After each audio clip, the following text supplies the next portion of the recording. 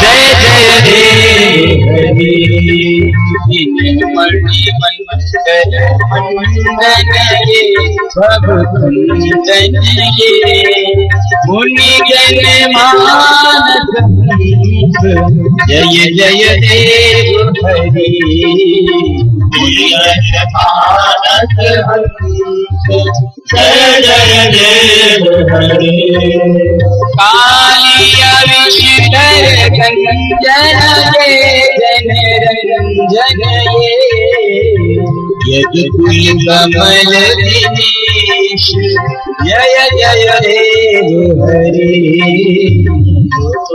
कमल दिनेश जय जय देव हरि गुरु नर विनाशन ये करुणाशन ये सुरकुल के निदान जय जय देव हरि सुरकुल के निदान जय जय देव हरि अमल कमल रल लोचन ये भव मोचन ये त्रिभुवन भवन निदान जय जय देव हरि भुवन भवन निदान जय जय देव हरि जनक सुता पित भूषण ये चित भूषण ये समर सुमित तथ कंठ जय जय देव हरि समर सुमित तथ कंठ जय जय देव हरि अभिनव जलधर सुंदर ये धृतमंदर ये श्री मुख चंद्र चतुर जय जय देव हरि मुख चंद्र चतुर जय जय देव हरि तब चरणी प्रणतामयमिति भावयति गुरु कुशलो प्रणतेषु जय जय देव हरि गुरु कुशलं प्रणतेषु जय जय देव हरि श्री जय देव कविदास गुरुदेव मंगल मोज्वल की जय जय देव हरि मंगल मोज्वल की जय जय देव हरि गोविंद गुरु हरि गोपाल गुरु गोविंद गुरु हरि गोपाल गुरु गोविंद गुरु हरि गोपाल गुरु गोविंद गुरु हरि गोपाल गुरु गोविंद बोलो हरि गोपाल बोलो बोलो हरि गोपाल बोलो गोविंद बोलो हरि गोपाल बोलो बोलो हरि गोपाल बोलो राधा रमन हरि गोविंद बोलो राधा रमन हरि गोविंद बोलो बाधा हरण हरि गोविंद बोलो बाधा हरण हरि गोविंद बोलो गोविंद बोलो हरि गोपाल बोलो बोलो हरि गोपाल बोलो गोविंद बोलो हरि गोपाल बोलो बोलो हरि गोपाल बोलो राधा रमन हरि गोविंद बोलो राधा रमन हरि गोविंद बोलो राधा रमन हरि गोविंद बोलो राधा हरण हरि गोविंद बोलो राधा हरण हरि गोविंद बोलो श्री राधा रमन हरि गोविंद बोलो बोले भक्तवत्सल भगवान की जय। आनंद श्री कृष्णचंद्र भगवान की जय। वृंदावन धाम की जय। वृंदावन बिहारी लाल की जय। राधा सर्वेश्वर भगवान की जय। गिरिराज महाराज की जय। भागवत भगवान की जय। वेदव्यास जी महाराज की जय। देव जी महाराज की जय। परीक्षित जी महाराज की जय। भगवान की जय। सब संतर की सब भक्तन की अपने अपने गुरुदेव की जय। जय श्री राधे। जय जय श्री राधे। जय जय श्री राधे। विशुद्ध सत्वम तव धाम शांतम तपोमयम् भस्करजस्तमस्कम् मायामयोऽयं गुणसम्प्रवाहो न विद्यते ते ग्रहणानुबन्धः। न विद्यते ते ग्रहणानुबन्धः। परात्पर प्रभु अखिलेश्वर सर्वेश्वर अघटन घटना पटियान आनंद नंदन श्याम सुंदर की वांगमयी प्रतिरूपा श्रीमद् भागवतीय सत्र का आज 6वां दिवस है। कल हम लोग अवलोकन कर रहे थे परंपरा से चली आ रही इंद्रयाग का निवारण करके भगवान श्री कृष्ण ने एक नई परंपरा का एक नए अध्याय का श्री गणेश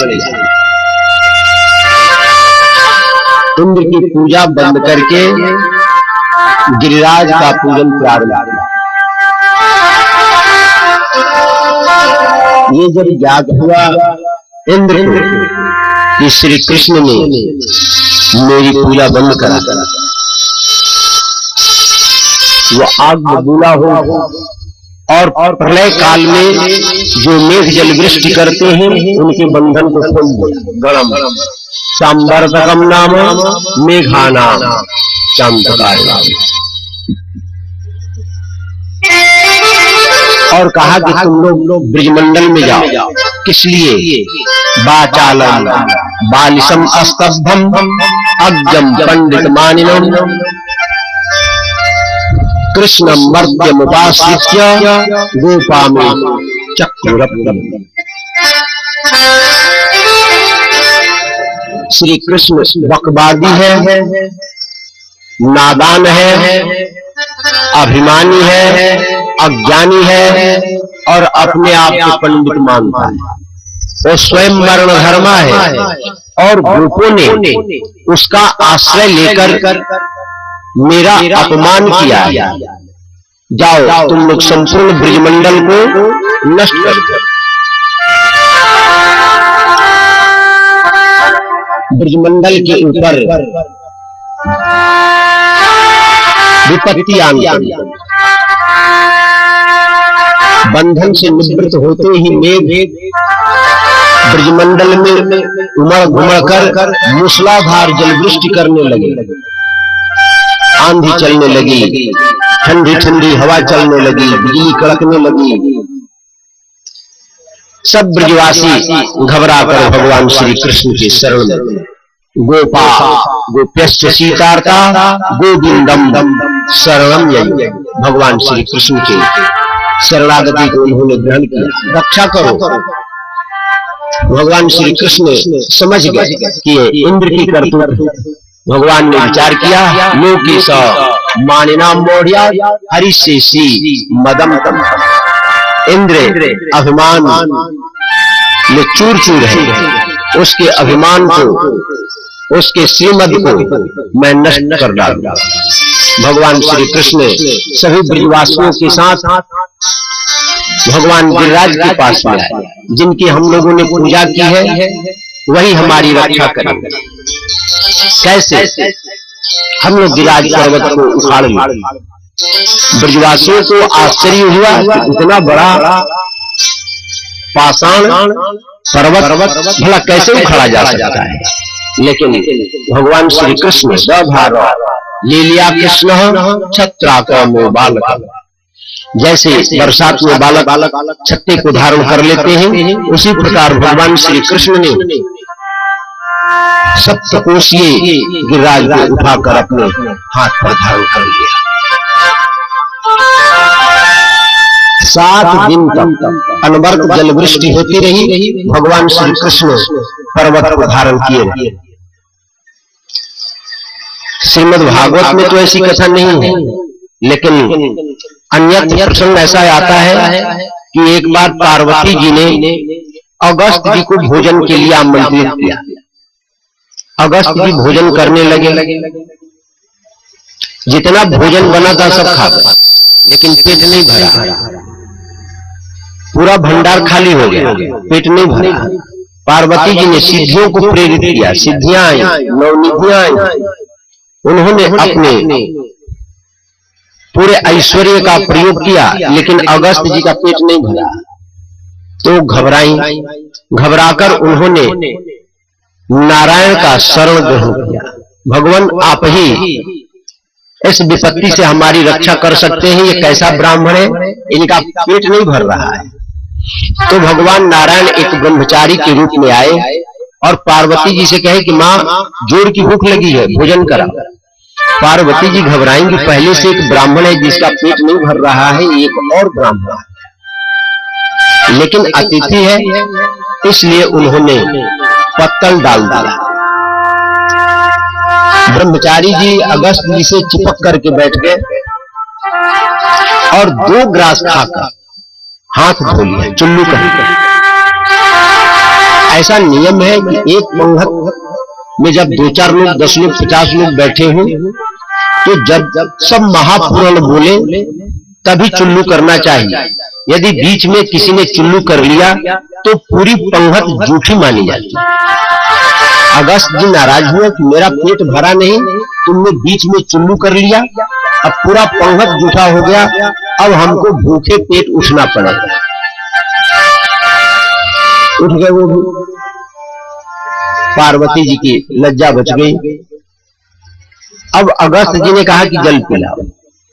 अब वो घबराएं कि जो भोजन इतना किया है वो जल कितना पिएगा। भगवान श्री कृष्ण ने, ब्रह्मचारी जी ने कहा कि जल मैं पिलाऊंगा। कब? जब द्वापरांत में मैं लीला बपू श्री कृष्ण के रूप में अवतरित होऊंगा, इंद्र जल वृष्टि करेगा और मैं गिरिराज पर्वत को उठाऊंगा, तब मैं आपको आमंत्रित करूंगा, आप आइएगा और जलपान कीजिएगा। जब भगवान श्री कृष्ण ने गिरिराज पर्वत को उठाया तो उन्होंने अगस्त जी को आमंत्रित किया कि वो उधार है जलपान आपका, आ जाइए जलपान कीजिए। अगस्त जी आकर पर्वत के ऊपर बैठ गए, अंजलि लगा लिया और इंद्र जो भी जल वृष्टि करे उस सबको उदरस्त करते गए। कह कुंभज कह सिंधु पारा, शोक सुजस बुद्ध संसारा। चक्र को भगवान ने आज्ञा दिया कि यदि इनके चुल्लू से कहीं इधर उधर जल गिरे तो उसको सोखते जाओ। शेषनाग को आज्ञा दिया कि चारों ओर से कुंडली बनाकर बैठ जाओ, पर्वत उखाड़े हैं, गड्ढा हो गया है, एक बूंद जल अंदर ना आए। 7 दिनों तक जल वृष्टि होती रही, लेकिन ब्रजमंडल में धूल उड़ता है। इंद्र ऐरावत पर बैठ करके आया, सोचा कि अब पूरा ब्रजमंडल बह गया होगा। तो आया तो देखा कि यहाँ तो धूल उड़ रहा है। मेघों से पूछा, क्यों रे, तुम लोगों ने जल वृष्टि की या नहीं? मेघों ने कहा कि 7 दिन हो गया जल वृष्टि करते करते, यहाँ तो धूल उड़ रहा है। लगता है कि हमसे भी कोई ऐश्वर्यशाली है जिसको मैं अज्ञ अभिमानी मरणधर्मा मान रहा था। वो श्री कृष्ण पर ब्रह्म परमात्मा, उसने अपने मेघों को आज्ञा दिया कि तुम लोग अब लौट जाओ। सब मेघ लौट गए भगवान श्री कृष्ण भगवान वितम शैलम स्व स्थाने पुरोवत प्रभु पश्यताम सर्वभूतानां स्थापयामास लीले। भगवान श्री कृष्ण ने जिस प्रकार लीला में उस पर्वत को उखाड़ लिया था, 7 दिन तक अपने हाथ पर धारण किए रखा, उसी प्रकार भगवान श्री कृष्ण ने पुनः लीला में सबके देखते उस पर्वत को उसी स्थान पर स्थापित कर दिया। सब ब्रजवासी बाहर निकले। देवताओं ने दीवी देवगणा साध्या सिद्ध गंधर्व चारणा, देवताओं ने पुष्प वृष्टि किया, सब आनंदित हुए। ब्रजवासियों को आश्चर्य हुआ। ब्रजवासियों ने आपस में मंत्रणा की, यह सप्ताहायनो बालः करेणे कैनलीलया कथम बिभ्रद गिरिवरम पुष्करम गजराज। ये 7 दिन का बालक, ये 7 साल का बालक 7 कोशीय गिरिराज महाराज और 7 दिन तक ये अपने कर के ऊपर धारण किए रहा, जैसे कोई गजराज कमलिनी को अपने दांतों पर धारण कर लेता है। आखिर ये है कौन? नंद बाबा को सब ब्रजवासियों ने बुलाया और कहा कि नंद बाबा, ये आपका पुत्र है क्या? हाँ, मेरा पुत्र है। नहीं, शंका है हम लोग। क्या शंका है? क्व सप्ताहायनो बालः क्व महाद्री गिधारणम ततो जायते शंका ब्रजनाथ तवात्मज। कहां ये 7 साल का बालक और कहां ये विशाल पर्वत, और इसने 7 दिन तक धारण किए रखा, तो हम लोगों को शंका हो रही है कि आपका पुत्र है या नहीं। नंद बाबा ने कहा कि नहीं, मेरा पुत्र है। जब गर्गाचार्य जी आए थे तो पहले ही उन्होंने भविष्यवाणी कर दी थी कि आपका पुत्र नारायण समुगुण ही, इसमें नारायण के समान गुण होंगे, उनसे किसी भी श्री में, कर्ति में, ऐश्वर्य में कम नहीं होगा। इसलिए आप लोग शंका न करें। ब्रजवासियों ने कहा कि नहीं, हमें शंका है। जब नंद बाबा आए, गर्गाचार्य जी आए थे नामकरण करने के लिए, तो आपने हम लोगों को क्यों नहीं बुलाया? हम लोग भी सुनते वो क्या कहे। इसलिए हम लोग आपको अपने जाति बिरादरी से पृथक करते हैं, क्योंकि आपने हमसे छिपाया है, कपट किया है। उस समय ब्रजमंडल के सबसे ऐश्वर्यशाली व्यक्ति थे वृषभान जी।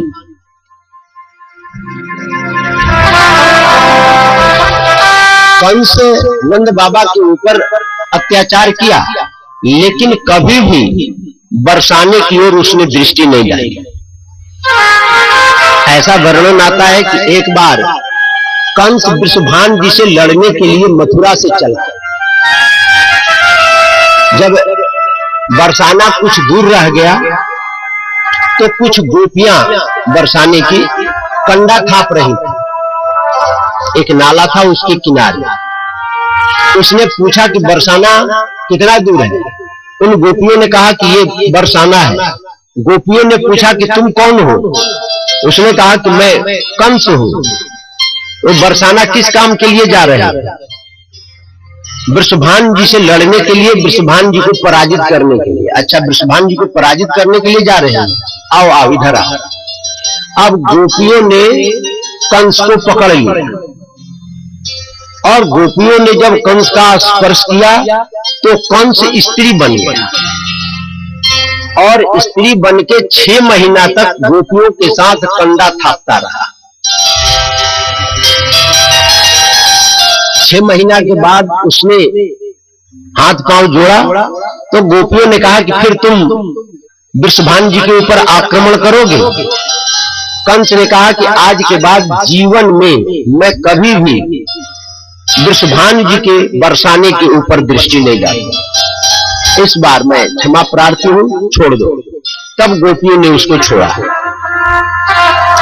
पटेल थे, मुखिया थे वो पूरे ब्रजमंडल, सब के सब ब्रजवासी वृषभान जी के पास में गए और वृषभान जी से कहा कि वृषभान जी, हम लोगों ने नंद बाबा को अपनी जाति बिरादरी से पृथक किया है, अब आप भी अपनी स्वीकृति प्रदान करें, और यदि आपने स्वीकृति नहीं प्रदान की तो हम लोग आपको अपनी जाति से, बिरादरी से, पंचायत से अलग कर दें, और पहले से आपके ऊपर कालुष्य लगा हुआ है। भवता ज्ञात मुख्येन संपद उन्मदशालिना न दत्तावर मुख्याय कालुषम तव विद्यते।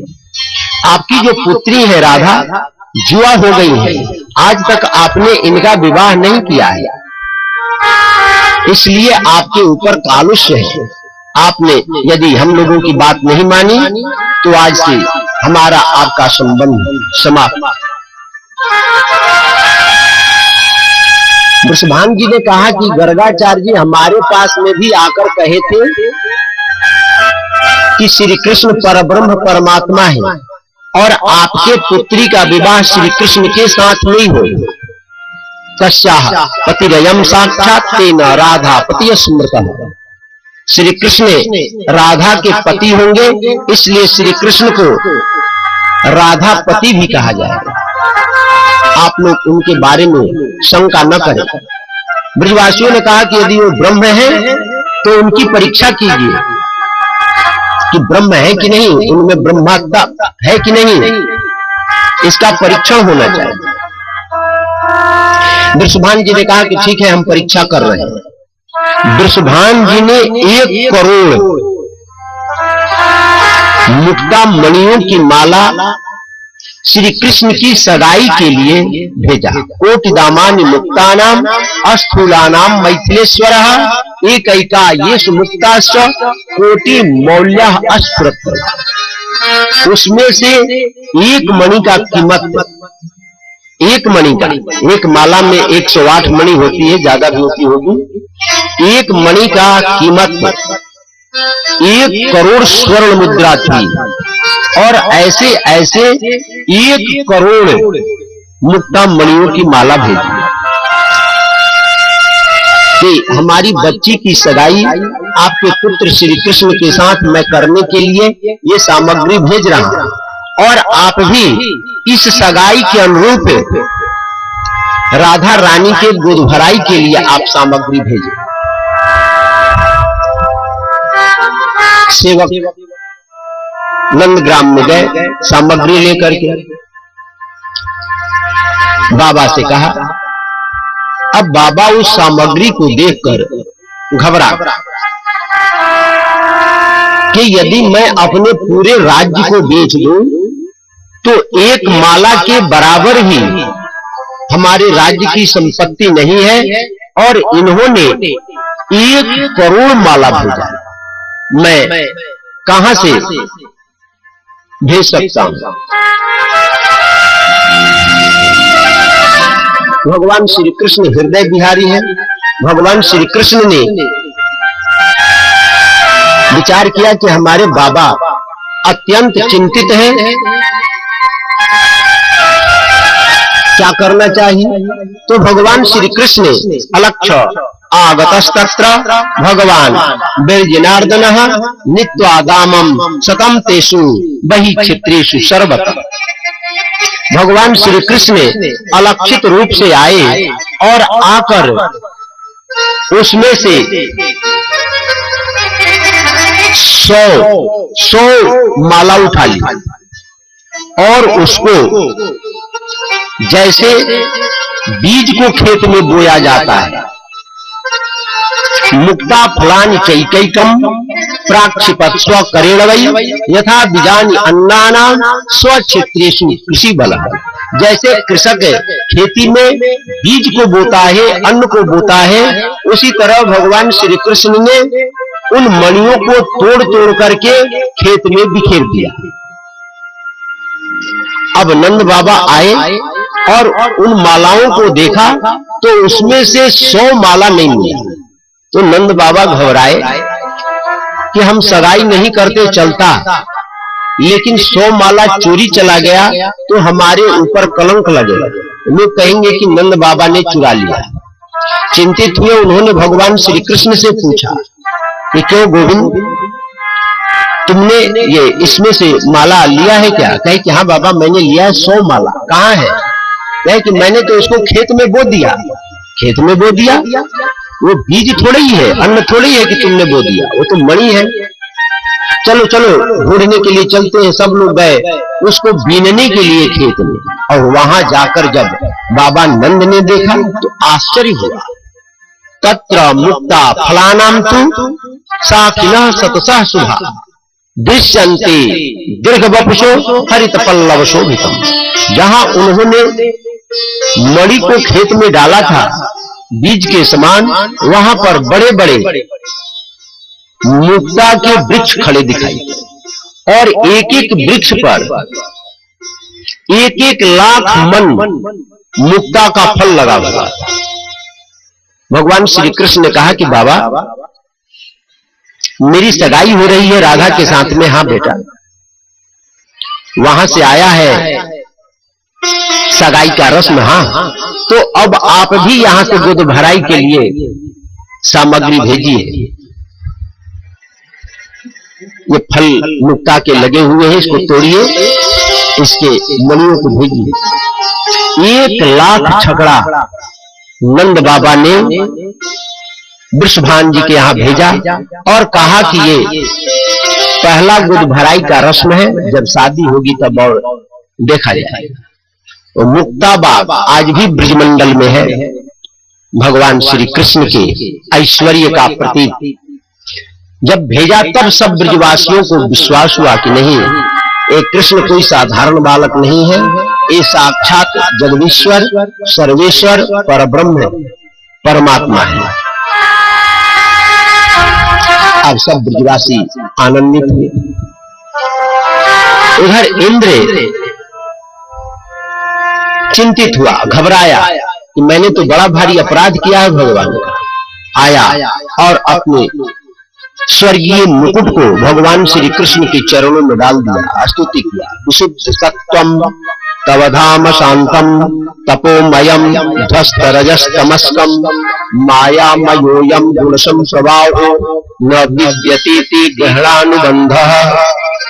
भगवान आपका स्वरूप विशुद्ध सत्वमय है, उसमें रज और तम का लेस भी नहीं है। आप ज्ञान स्वरूप हैं। आपके स्वरूप की उपलब्धि न होने के कारण ही आप में ही ये जो संसार है, प्रपंच है, मायामय है, इसका प्रवाह है, इसकी प्रतीति होती है। वस्तुतः आप में आपसे भिन्न इस गुणमय संसार की अपनी स्वतंत्र सत्ता नहीं है। जैसे स्वप्न की सत्ता दृष्टा से भिन्न नहीं होती है, उसी तरह आपके स्वरूप से भिन्न इस प्रपंच की, इस संसार की, इस जगत की सत्ता नहीं है। सुरभि आई, उसने भगवान का अभिषेक किया, गोविंद ने नाम प्रदान किया। एकादशी तिथि आई, नंद बाबा ने एकादशी का निराहार व्रत रखा। एकादश्याम निराहार है समभ्यर्च जनार्दनम अस्नातुम नंदस्तु कालिंद्या द्वादश्याम जन्माभिषेक। द्वादशी तिथि में स्नान करने के लिए जमुना में गए, लेकिन उन्हें ज्ञात नहीं रहा वो असुर बेला में जमुना में स्नान करने के लिए चले गए। ये विधा है आसुर बेला, यानी ब्रह्म मुहूर्त के पहले किसी भी जलाशय में स्नान नहीं करना चाहिए। वरुण के दूतों ने नंद बाबा को पकड़ लिया और वरुण लोक में ले गए। प्रातः काल जब नंद बाबा अपने नगर में नहीं लौटे तो ब्रजवासियों को चिंता सताने लगी। माँ यशोदा रोने लगी। भगवान श्री कृष्ण और बलराम नंद बाबा को ढूंढने के लिए चले और सीधे पहुंचे वरुण लोक। वरुण ने भगवान श्री कृष्ण का स्वागत किया, आसन पर बैठाया, जल ले आया चरण प्रक्षालन किया, पूजा की और पूछा भगवान आपके यहाँ आने का प्रयोजन क्या है। भगवान ने कहा कि आपके दूत हमारे पिताजी को पकड़कर ले आए हैं आपके यहाँ। हाथ जोड़ लिया वरुण ने, अजानता मामकेन मूढ़िना कार्य वेदिना आनितोयम तौ पिता तद भवान छंतु मर्हसि। हमारे सेवक अनजान में आपके पिताजी को यहाँ पकड़कर लाए हैं, हम आपसे क्षमा मांग रहे हैं, आप हमें क्षमा करें। भगवान श्री कृष्ण नंद बाबा को लेकर ब्रजमंडल में लौट आए। गोपों ने भगवान से कहा कि तुम अपना वैकुंठ लोक दिखाओ। भगवान श्री कृष्ण ने सत्यम ज्ञानम अनंतम यत् ब्रह्म ज्योति सनातनम, वो अपना सनातन ब्रह्मधाम है, उसका दर्शन कराया। अब श्रीमद् भागवत का जो सबसे मुख्य प्रकरण है, जिसको प्राण कहा जाता है, वो रास लीला प्रारंभ हो रही है। भगवान पिता रात्रि सर्वोत्फुल्ल मल्लिका विक्षरन्तु मनश्चक्रे योग माया मुपाश्रिता। चीरहरण के समय भगवान श्री कृष्ण ने गोपियों को आश्वासन दिया था कि अगले शरद पूर्णिमा की रात्रि में हम तुम लोगों के साथ विहार करेंगे। वो रात्रि उपस्थित हो गई। मल्लिका आदि चंपक आदि पुष्प खिले हुए थे। भगवान श्री कृष्ण ने संपूर्ण उद्दीपन के सामग्री को लब्ध पाया। भगवान श्री कृष्ण ने योग माया का आश्रय लिया। योग माया का आश्रय लेकर और वेणु वादन किया। उस समय रस की जितनी सामग्रियां थी विद्यमान थी। दृष्टवा कुमुदवंत मखंड मंडलम रमाननाभम नवकुंकुमारुणम। आकाश में चंद्रमा का मंडल अखंड था। चंद्रमा जैसे रमा का मुख है शोभायमान, उसी तरह चंद्रमा भी सुशोभित थे। नव कुंकुम के समान उनका अरुण वर्ण था और चंद्रमा की कोमल किरणें संपूर्ण वन प्रांत को उद्भासित कर रही थी, अनुरंजित कर रही थी।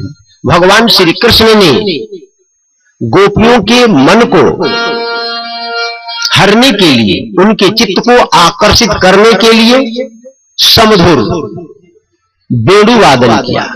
जगौ कलम वाम दिशाम मनोहरम। जब गोपियों ने वेणु वादन को सुना, निशम्य गीतम तदनंग वर्धनम, अनंग की वृद्धि हो गई, प्रेम बढ़ गया। इतना बढ़ा ब्रज स्त्रिय कृष्ण गृहीत मानसा। भगवान श्री कृष्ण ने वैसे तो पहले ही गोपियों के चित्त को गृहीत कर लिया था, पकड़ लिया था, खींच लिया था। और जब वेणु वादन को उन्होंने सुना तो सब के सब अपने अपने घर से निकल पड़े श्री कृष्ण से मिलने के लिए। आजग मुरन्नुन यमलक्षितोद्यमः स यत्र कांतो जवलोल कुंडलः। तीव्र गति से गोपियों ने कात्यायनी का पूजन किया था। उस समय सब एक साथ पूजन किया था। और जब श्री कृष्ण से मिलने के लिए जा रही हैं तो कोई एक दूसरे से ये नहीं बता रही है कि मैं कहां जा रही हूं। अपने अपने उद्योग को छिपाकर श्री कृष्ण से मिलने के लिए दौड़ रहे। जब दौड़ती है उनके गति में इतनी तीव्रता थी कि वो जो कुंडल धारण कर रखी थी वो थिरकते हुए जा रहा। अब सुखदेव जी ने गोपियों के दशा का बड़ा सुंदर मार्मिक चित्रण किया है। श्री कृष्ण से मिलन के लिए कैसी लालसा होनी चाहिए, एक चित्रण प्रस्तुत किया है। गोपियां चली, उस समय गोपियों की दशा का जो वर्णन किया है श्रवण के योग्य है। दोहम तो भी ययुः काश्चित् दोहम हित्वा समुत्सुकः पयोधि शीर्ष संजाव मनुद्वास्या पराययुः। एक गोपी दूध दूह रही थी। वेणु वादन भगवान श्री कृष्ण ने किया, उसकी ध्वनि उसके कान में पड़ी तो उसने बीच में ही दूध दूहना बंद कर दिया और श्री कृष्ण से मिलने के लिए चल पड़ी। इतना भी अवकाश नहीं है कि बाल्टी में जो दूध है उसको घर में रख दे, बछड़े को बांध दे, उसके पांव में जो रस्सी बंधी हुई है ताकि वो उछले नहीं उसको खोल दे, हाथ आदि धोले नहीं, होश ही नहीं है। वेणु वादन सुनना और दूध दूहना बंद करके श्री कृष्ण से मिलने के लिए निकल जाए। एक साथ हुआ। एक चूल्हे के ऊपर दूध उतार रहा था, दूध उबल रहा था, दूध उतारने का भी फुर्सत नहीं, श्री कृष्ण से मिलने के लिए चलते। एक हलवा बना रही थी, बंसी की ध्वनि कान में पड़ी, हलवा तैयार है, उतारना है, लेकिन उतारना भूल गई, श्री कृष्ण से मिलने के लिए चल पड़ी। परिवेश यंत्र यस्तद हित्वा पाया यंतः शिशुन पया। ससुर साहब बैठे हुए हैं भोजन करने के लिए, भोजन परस रहे थे। ससुर साहब कह रहे हैं कि रोटी ले आओ। उसी समय वेणु ध्वनि कान में पड़ी, वो रोटी मांग रहे हैं, रोटी नहीं दे रहे हैं और वो श्री कृष्ण से मिलने के लिए चल पड़ी। एक अपनी नवजात शिशु को स्तनपान करा रही थी, दूध पिला रही थी और वेणु वादन की ध्वनि कान में पड़ी तो दूध पिलाना भूल गई, बालक को नीचे रख दिया और श्री कृष्ण से मिलने के लिए चल पड़ी। सुश्री संत्या पतिन का आस्ती। कोई गोपी अपने पति की सेवा कर रही थी, पाद संवाहन कर रही थी, बंसी की ध्वनि सुनाई पड़ी तो चल पड़ी श्री कृष्ण से मिलने के लिए, पांव दबाना छोड़ दिए। और कोई भोजन कर रही थी, भोजन करना छोड़ दी, चल पड़ी। लिम्पन्त्यः प्रामृजन्त्यन्या अंजन्त्यः काश्चलोचने यतयस्त वस्त्राभरणः काश्चित् कृष्णान्तिकम् यमे। कोई सौंदर्य सामग्री लगा रही थी, बंसी की ध्वनि सुनाई पड़ी, भूल गई, चल दी। एक गोपी अपने आंख में काजल लगा रही थी, एक आंख में काजल लगा, दूसरे में नहीं लगा, श्री कृष्ण से मिलने के लिए चल पड़ी। एक गोपी काजल लगा रही थी, बंसी की ध्वनि सुनाई पड़ी, जल्दी जल्दी में उसको ध्यान नहीं रहा, काजल को ओष्ठ पर लगा लिया। एक गोपी ओष्ठ पर लाली लगा रही थी, बंसी की ध्वनि सुनाई पड़ी, उसको ध्यान नहीं रहा, लाली को उसने आंख में लगा लिया, काजल की जगह लगा। व्यत्यस्त वस्त्राभरण। एक गोपी करधनी कमर में पहन रही थी, वेणु की ध्वनि सुनाई पड़ी तो करधनी को हार की जगह गले में पहन लिया। एक गोपी पाजेब पहन रही थी, बंसी की ध्वनि सुनाई पड़ी, पाजेब पांव का उसको कंगन की जगह हाथ में पहन लिया। एक कान में कुंडल पहन रही थी, वेणु ध्वनि सुनाई पड़ी तो उसने नासिका में धारण कर लिया। एक लहंगा पहन रही थी, बंसी की ध्वनि सुनाई पड़ी, भूल गई, उसको ओढ़ लिया और वैसे ही श्री कृष्ण से मिलने के लिए चल पड़ी। एक चुंदड़ी ओढ़ रही थी, बंसी की ध्वनि सुनाई पड़ी तो उसको पहन लिया। पहनने वाले को ओढ़ना और ओढ़ने वाले को पहनना। गोपियों का चित्त श्री कृष्ण में इस तरह समाहित हो चुका था कि उनको संसार की सुधि नहीं रही। सबसे आर्य पथ का त्याग करना कठिन कार्य है। आर्य मर्यादा का त्याग नहीं होता है।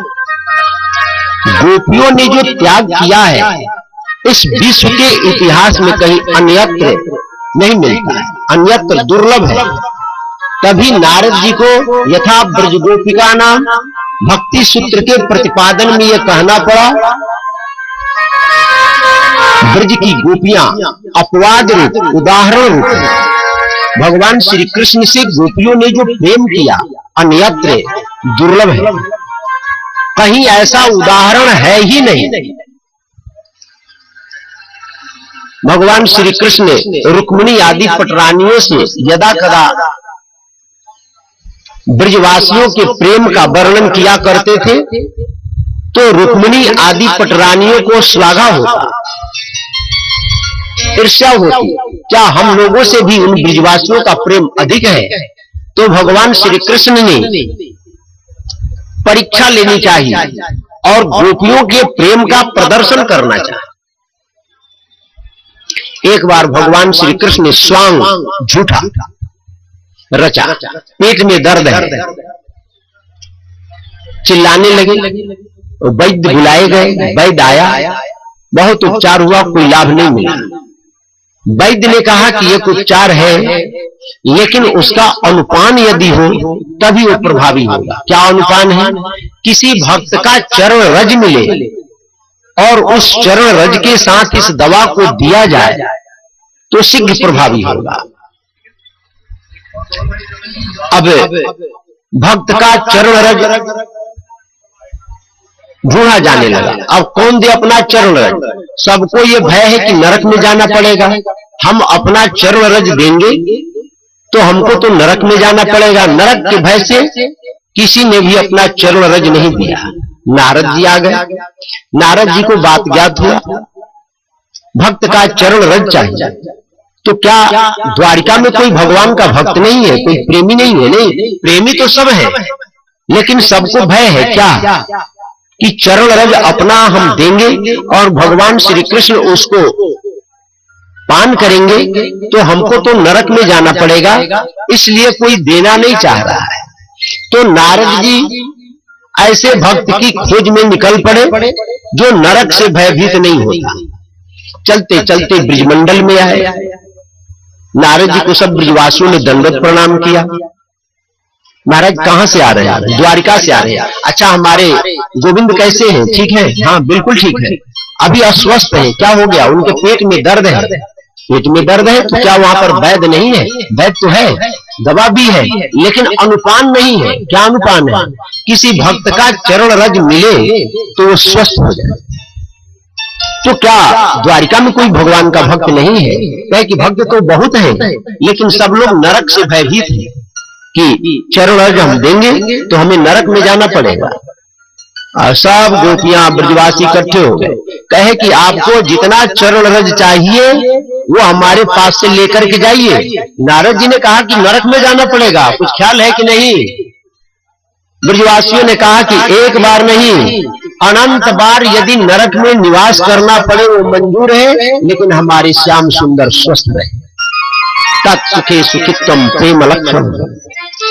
तभी गोपियों को आदर्श माना गया है, ब्रजवासियों को आदर्श माना गया है। हम लोग संसार का त्याग करते हैं धर्म के लिए, लेकिन गोपियों ने भगवान के लिए अपने संपूर्ण धर्म और कर्म का परित्याग किया। यत यस्त वस्त्राभरणः काश्चित् कृष्णान्तिकम् यजति। अब किसी किसी के पति ताला में बंद कर दिया। अंतर्गृह गतः काश्चित् गोप्यो लब्ध विनिर्गमः। जब ताला बंद हो गया तो बाहर जाने का मार्ग नहीं मिला। कृष्णम तद्भावना युक्तः दद्धुर्मिलित लोचनः। तो उन्होंने वहीं बैठकर ध्यान से श्री कृष्ण का चिंतन किया। इतना विरह हुआ, तीव्र विरह, दुस्सह पृष्ठ विरह तीव्र ताप धूता शुभः। उस विरह जन्य ताप ने गोपियों के जीवन में जो अशुभ संस्कार था, पाप था, वो नष्ट कर दिया। ध्यान प्राप्त अच्युताश्लेष। और उन्होंने श्री कृष्ण के ध्यान में अपने आप को तल्लीन कर दिया। इसलिए जितने शुभ कर्म थे वो भी छोड़ और वो भगवान श्री कृष्ण को प्राप्त हो। तमेव परमात्मानं जार विद्यापि संगतः जहुर्गोमयं देहम सद्यः प्रक्षीण बंधनः। गोपियों के पति ने रोक दिया। ये शरीर संसार का है, शरीर के ऊपर किसका अधिकार है? पति का। लेकिन आत्मा आत्मा के पति भगवान श्री कृष्ण है, आत्मा के ऊपर श्री कृष्ण का अधिकार है। गोपियों ने कहा कि शरीर तुम्हारा है, शरीर अपने पास रखो, और वो दिव्य रूप धारण करके भगवान श्री कृष्ण के दिव्य रास में पहुंचे। यद्यपि गोपियों ने भगवान श्री कृष्ण को जार रूप से सेवन किया, लेकिन फिर भी उनका जो गुणमय शरीर है, लिंग शरीर है, नष्ट हो गया, दिव्य रूप धारण किया, श्री कृष्ण के पास पहुंच गए। राजा परीक्षित ने पूछा कि भगवान, यह हमारे समझ में नहीं आ रहा है, क्या? कृष्णम विदुः परम कांतम न तो ब्रह्म तयामुनि। गोपियों ने श्री कृष्ण को कांत मानकर, अपना प्रियतम मानकर जार बुद्धि से सेवन किया था, लेकिन उनका जो गुणों का प्रवाह रूप ये लिंग शरीर है, ये कैसे निवृत्त हुआ? प्रपंच का प्रवाह कैसे छूटा? वो कैसे मुक्त हुए? सुखदेव जी ने कहा कि भगवान के साथ संबंध हो, किस विधा से हो यह अपेक्षा नहीं रखता। कामम क्रोधम भयम स्नेहम ऐक्यम सौहृदमेव च नित्यम हरौ विदधतो यान्ति तन्मयताम हिते। चाहे काम से, चाहे क्रोध से, चाहे भय से, चाहे स्नेह से, चाहे एकत्व से, चाहे सौहार्द से, जैसे भी हो भगवान से संबंध स्थापित कर लेना चाहिए। भगवान में तन्मय हो जाए। कोई भी विधा हो, प्राप्तव्य फल एक है। गोपियां भगवान श्री कृष्ण के पास पहुंचे। भगवान श्री कृष्ण ने गोपियों का स्वागत सत्कार किया, कहा कि यह घोर रात्रि है, घोर रात्रि में स्त्री को जंगल में अधिक देर तक नहीं ठहरना चाहिए, इसलिए तुम लोग अपने नगर में लौट जाओ। तुम्हारे ब्रजमंडल से यहाँ पर आने का कारण क्या है? वृतागमन कारण क्या है? अपने पति का परित्याग कभी नहीं करना चाहिए। दुशीलो दुर्भगो वृद्धो जड़ो रोग्य धनो पिवा पति स्त्रीभिर नहातव्यो लोकेक्षुभिर पातकी। महापातक पति को छोड़ करके पत्नी कभी भी किसी भी काल में अपने पति का त्याग न करे, चाहे पति दुशील हो, अभागा हो, बूढ़ा हो, जड़ हो, रोगी हो, धनहीन हो। यदि ऐसे पति का परित्याग करती है तो उसको नरक की प्राप्ति होगी। अस्वर्गम अयशस्यम च फल्गु कृक्षम भयावहम जुगुप्सितम च सर्वत्र औपपत्यम कुल स्त्रियां। जो कुलीन स्त्रियां हैं उनको कभी भी उपपति का यानी पर पुरुष का सेवन नहीं करना चाहिए, नहीं तो वो नरक को प्रदान करेगा, अपकृति को प्रदान करेगा और सर्वत्र भय प्रदान करेगा। गोपियां श्री कृष्ण के वेणु वादन से आकृष्ट होकर भगवान से मिलने के लिए गए थे, लेकिन भगवान श्री कृष्ण ने उनको धर्म कर्म का उपदेश देना प्रारंभ किया। गोपियों ने भगवान को ललकारा। क्या कह रहे हैं? धर्म कर्म का आप उपदेश दे रहे हैं। मय्यम विभुरहति भवान गदिदुम नृशंसम संत्यज्य सर्व विषयांस तव पादमूलम भक्ता भजस्य दुर्वग्रह मात्यजास्मान देवो यथादि पुरुषो भजते मुमुक्षु।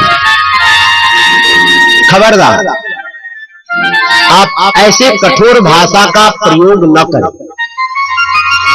आप जो बोल रहे हैं यह अत्यंत कठोर भाषा है। हम लोगों ने संपूर्ण विषयों का परित्याग करके आपके शरण में आई है। आपकी उद्घोषणा है, क्या है? सर्वधर्मान परित्यज्य मामेकम शरणं व्रज अहम त्वाम सर्वपापेभ्यो मोक्षयिष्यामि मा शुचः। गीता। भगवान श्री कृष्ण कहते हैं कि तुम संपूर्ण अपने धर्म और कर्म का परित्याग करके मेरी शरण में आ जाओ। सबकी ममता ताग बटोरी, मम पद मन ही बांध बर डोरी। तुम्हारी ममता जहां पर लगी हुई है, सब ममता का परित्याग करो और सबको एक सूत्र में पिरोकर मेरे चरणों में बांध दो। आप स्वयं कहते हैं कि अपने धर्मों का परित्याग करके मेरी शरण में आओ। हम लोगों ने संपूर्ण धर्मों का परित्याग किया है, आपके शरण में आई है और आप कह रहे हैं कि यहां से लौट जाओ। भक्ता भजस्व दुर्वग्रह मातिजास्मा। जैसे भगवान नारायण मुमुक्षु जनों को भजते हैं, यानी उनकी कामना को पूर्ण करते हैं, उसी प्रकार आप भी हम लोगों का भजन कीजिए, यानी हमारी कामना पूर्ण कीजिए। चित्तम सुखेन भवता प्रहृतम गृहेषु यन्निर्विशब्दुत करावत गृह कृत्ये पादौ पदम न चलतस्तव पाद मूला यामः कथम प्रजमतो करवाम किम।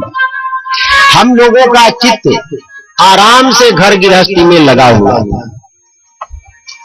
हाथ आदि पांव आदि सब घर के काम में लगे हुए थे, लेकिन आपने हमारे चित्त को चुरा लिया। अब हाथ ब्रजमंडल में जाने के लिए तैयार नहीं है, पांव आपके चरण कमल को छोड़कर एक कदम भी जाने के लिए तैयार नहीं है, और यदि जाए भी तो करेंगे क्या? चित्त आपके पास में, प्राण आपके पास में, केवल शरीर ही तो जाएगा। तो शरीर ब्रज में गया या नहीं गया, उससे क्या प्रयोजन सिद्ध होगा? इसलिए आप एक कठोर भाषा का प्रयोग न कीजिए। भगवान श्री कृष्ण खुश हो गए, प्रसन्न हो गए और गोपियों के मनोकामना को पूर्ण करने के लिए बाहु तुषार परिरंभ कराल को रूह नीवीश तनाल भन नर्म नखाग्रपात ही खेल्यावलोक हसितहि ब्रज सुंदरीणाम उत्तम भजन रतिपतिम रमयांचका। भगवान श्री कृष्ण ने हाथ फैलाया, आलिंगन किया, हाथ को दबाया, अलग को खींचा, उरू को सहलाया, नीवी को ढीला किया।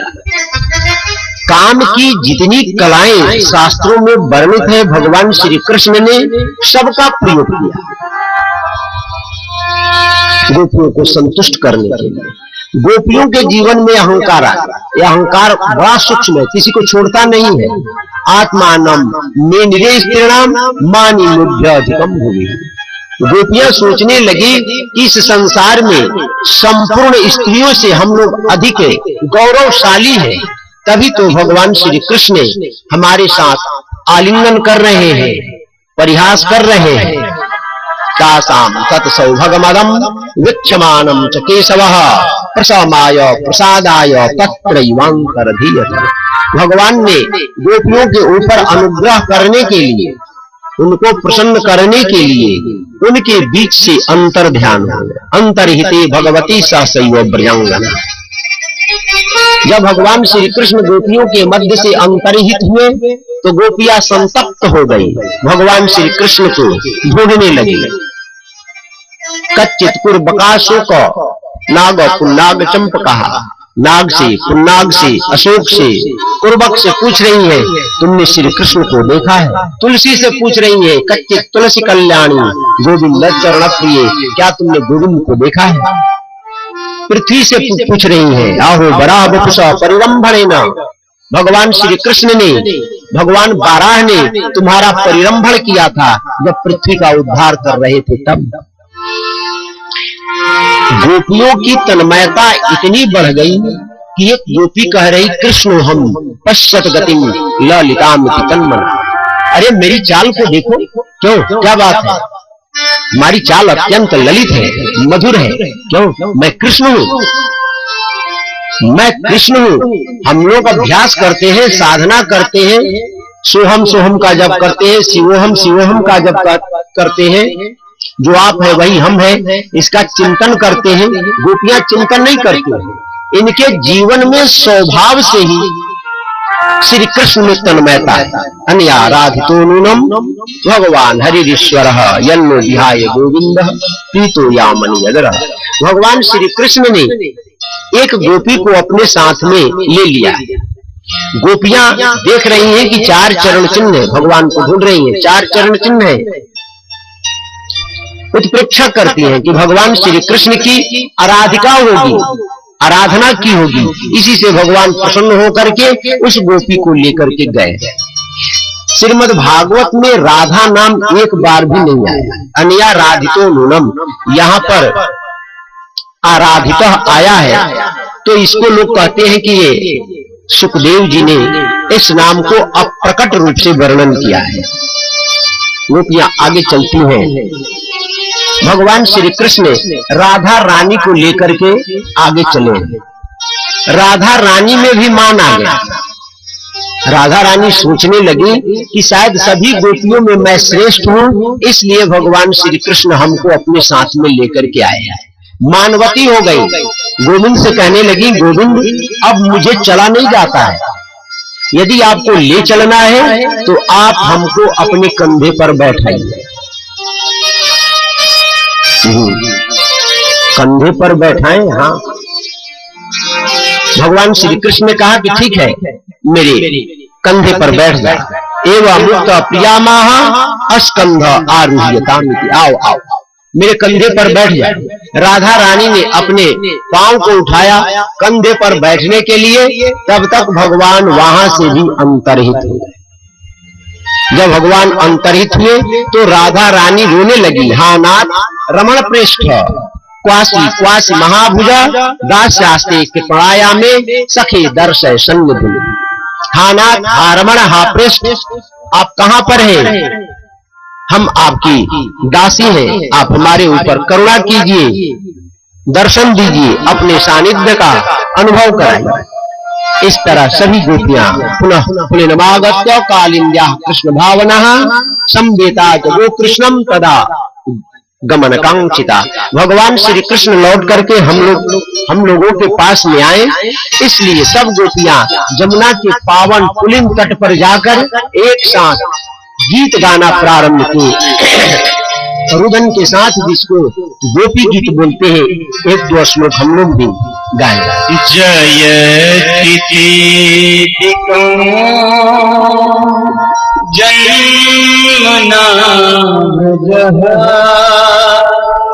श्रयत इंदिरा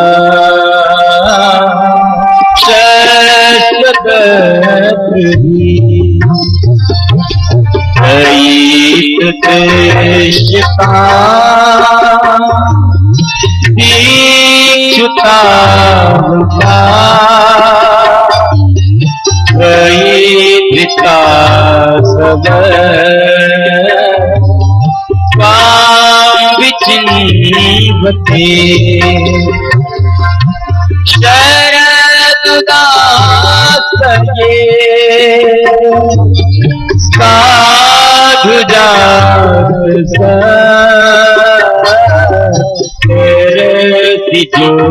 जोदर श्री उषा कृष्णा सूरत नाथ पे दासिका वरतने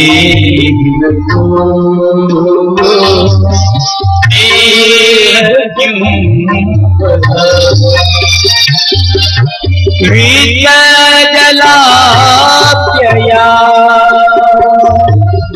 व्याल राक्षसा वर्ष मारुता युतानला ऋषया ध्वजा विश्वतो भया ऋषभते वयम् रक्षिता रक्षिता